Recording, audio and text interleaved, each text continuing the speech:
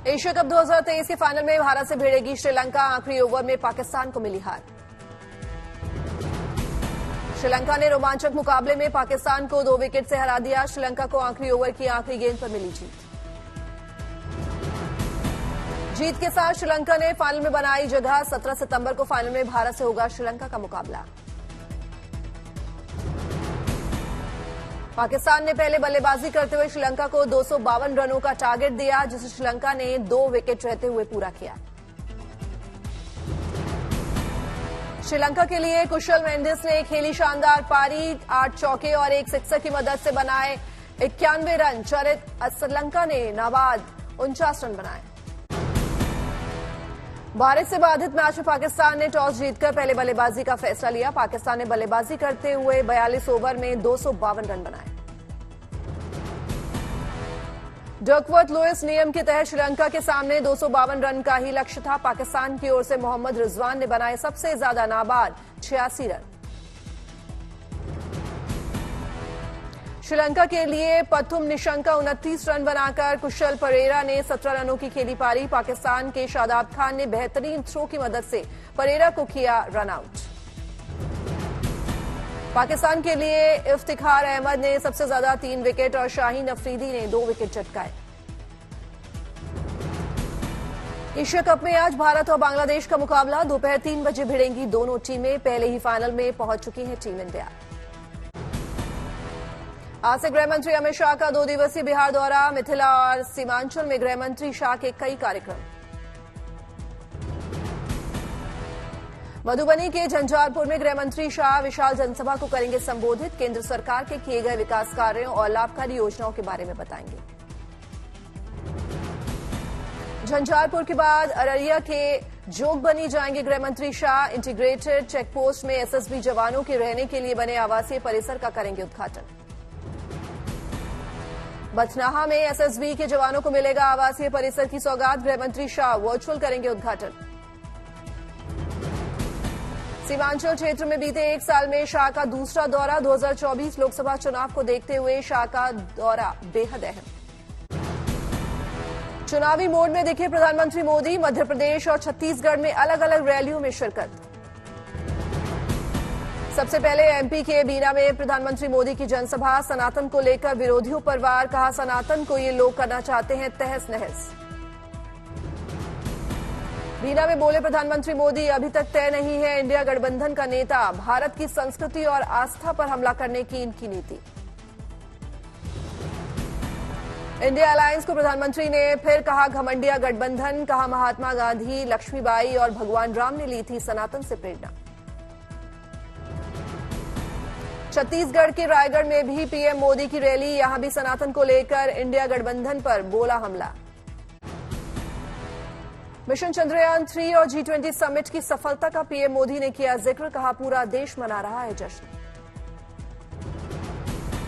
PM Modi ने double engine सरकार को बताई छत्तीसगढ़ की जरूरत। रायगढ़ में बोले योजनाओं के कार्यान्वयन के लिए केंद्र और राज्य में एक सरकार होना जरूरी।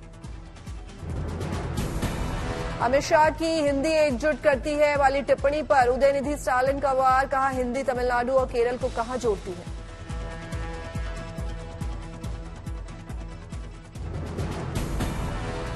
शाह के एक्सपोज का जवाब देते हुए स्टालिन ने कहा सशक्तिकरण कहां आता है।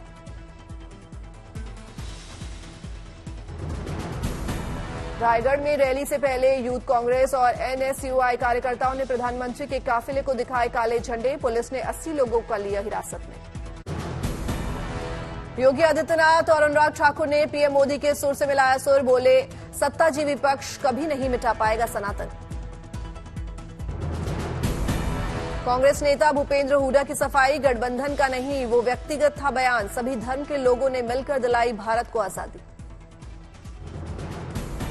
बिहार विधानसभा में नेता विपक्ष और बीजेपी नेता विजय सिन्हा ने भी इंडिया गठबंधन पर साधा निशाना। कहा सनातन के खिलाफ बयान देकर बना रहे हैं चुनावी माहौल। सनातन के खिलाफ बयान देने वालों को यूपी के डिप्टी सीएम केशव प्रसाद मौर्य की चुनौती। कहा सूर्य की तरह सनातन को भी कोई नहीं छू सकता। चेन्नई में तमिलनाडु के मंत्री शेखर बाबू की सफाई। कहा हम सनातन मनाने वालों के खिलाफ नहीं, हिंदुओं का स्वागत करती है डीएमके।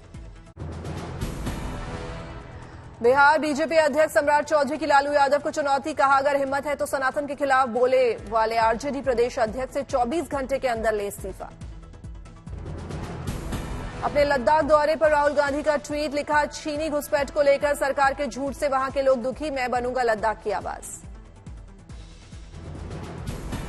एनसीपी में चुनाव चिन्ह की लड़ाई को लेकर 6 अक्टूबर को आयोग के सामने दोनों गुटों की पेशी, शरद गुट और अजीत गुट में है विवाद।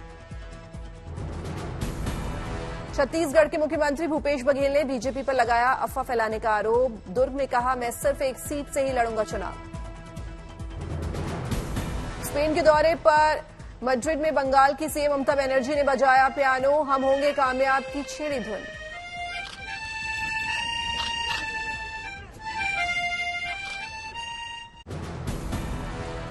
अनंतनाग एनकाउंटर पर बोले संजय सिंह, कहा G20 का जश्न मना रहे हैं प्रधानमंत्री मोदी, लेकिन शहीदों के लिए संवेदना का ट्वीट करने के लिए नहीं है वक्त। केंद्रीय मंत्री गिरिराज सिंह का पलटवार, कहा अनंतनाग में आतंकियों से मुकाबला कर रहे हैं जवान, पीएम की संवेदना पर सवाल उठाने वाले शर्म करें। नीतीश कुमार पर गिरिराज सिंह का तंज, बोले विपक्षी गठबंधन में न संयोजक बने न ऑब्जर्वर, जिसके लिए एनडीए छोड़ा वो इंडिया गठबंधन भी हाथ से गया। पीएम मोदी डिग्री विवाद मामले में सीएम केजरीवाल और संजय सिंह को नहीं मिली राहत, सेशन कोर्ट में पुनर्विचार याचिका खारिज। कोर्ट ने कहा निचली कोर्ट का ट्रायल का आदेश सही, 23 सितंबर को होनी है सुनवाई, हाईकोर्ट का दरवाजा खटखटाएंगे केजरीवाल। राजगढ़ के सारंगपुर में बीजेपी की जन आशीर्वाद यात्रा, केंद्रीय मंत्री ज्योतिरादित्य पर की गई पुष्प वर्षा, स्वागत में फोड़े गए पटाखे। छिंदवाड़ा पहुंची बीजेपी की जन आशीर्वाद यात्रा का स्वागत, बीजेपी सांसद पूनम महाजन ने पूर्व सीएम कलनाथ पर साधा निशाना। भिलवाड़ा के जहाजपुर में बीजेपी की परिवर्तन संकल्प यात्रा, केंद्रीय मंत्री अनुराग ठाकुर ने जनसभा को किया संबोधित। एमपी के करेरा में बीजेपी की जन आशीर्वाद यात्रा, केंद्रीय मंत्री पीयूष गोयल हुए शामिल। कोलकाता में मेरी माटी मेरा देश अभियान कार्यक्रम आयोजित, केंद्रीय मंत्री धर्मेंद्र प्रधान का पारंपरिक अंदाज में किया गया स्वागत। आज शहीद कर्नल का पंचकुला में और शहीद मेजर का पानीपत में होगा अंतिम संस्कार।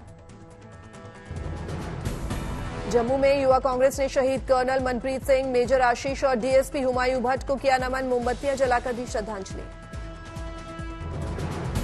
अनंतनाग एनकाउंटर के शहीदों को जम्मू कश्मीर के कई शहरों में दी गई श्रद्धांजलि, शोपिया और पुलवामा में लोगों ने निकाले कैंडल मार्च।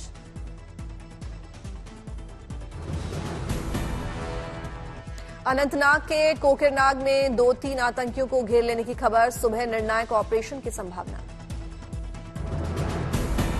अनंतनाग में छिपे नापाक आतंकियों की घेराबंदी जारी है, सेना का सर्च अभियान, क्वाडकॉप्टर और ड्रोन से रखी जा रही है नजर। नेशनल कॉन्फ्रेंस के अध्यक्ष फारूक अब्दुल्ला ने बड़गाम में की शहीद डीएसपी के परिवार से मुलाकात, जताई अपनी संवेदना। फारूक अब्दुल्ला ने फिर से अलापा पाकिस्तान से बातचीत करा, कहा बेवकूफ हैं जो सोच रहे हैं कि बिना बातचीत के आतंकी हमला हो जाएगा बंद।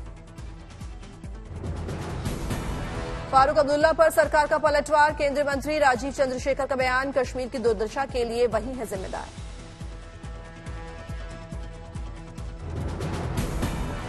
आतंक और शहादत पर केंद्र का बयान, बोले विदेश राज्य मंत्री वीके सिंह, पाकिस्तान को करो अलग थलग। कांग्रेस के अगले कुछ महीनों में जताई और आतंकी हमलों की आशंका, कहा चुनावी साल में होगा और खून खराबा और इंटेलिजेंस फेलियर।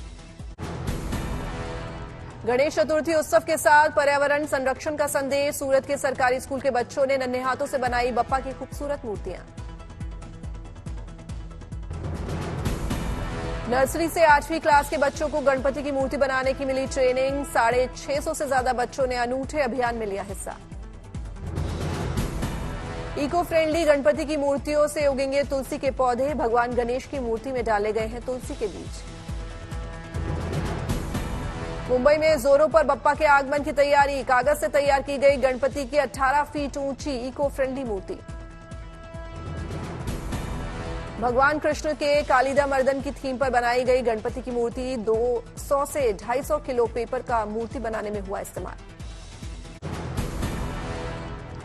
अंतिम चरण में आदि गुरु शंकराचार्य की मूर्ति निर्माण का कार्य 18 सितंबर को एमपी के सीएम शिवराज सिंह चौहान करेंगे स्टैच्यू ऑफ वननेस लोकार्पण। प्रतिमा को कमाल के आकार के 54 फुट ऊंचे आधार पर किया गया है स्थापित। 28 एकड़ में फैले एकात्म धाम परिसर के निर्माण पर करीब 2000 करोड़ रुपए की आई लागत।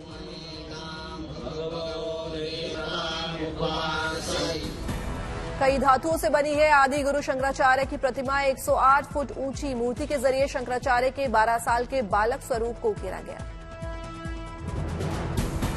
एकात्म धाम की परियोजना के बाद अद्वैत लोक की रखी जाएगी आधारशिला। संत समाज के मार्गदर्शन में अद्वैत लोक नामक अत्याधुनिक संग्रहालय के साथ अंतर्राष्ट्रीय अद्वैत वेदांत संस्थान की स्थापना।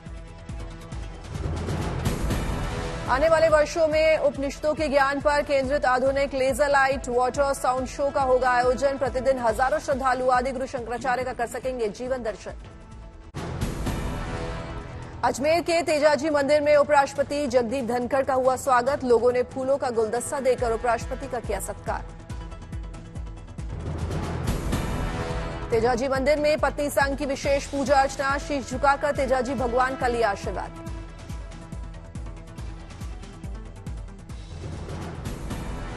टोंक दौरे पर गए उपराष्ट्रपति जगदीप धनखड़ को सिपाहियों ने दी सलामी। उपराष्ट्रपति ने स्कूली बच्चों से की मुलाकात।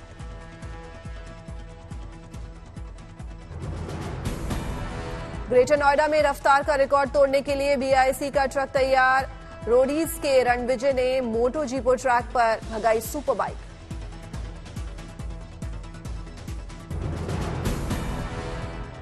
बाईस से 24 सितंबर तक बीआईसी ट्रैक पर भारत इंटरनेशनल बाइक रेस का आयोजन। दुनिया के टॉप बाइकर्स दिखाएंगे अपना जौहर।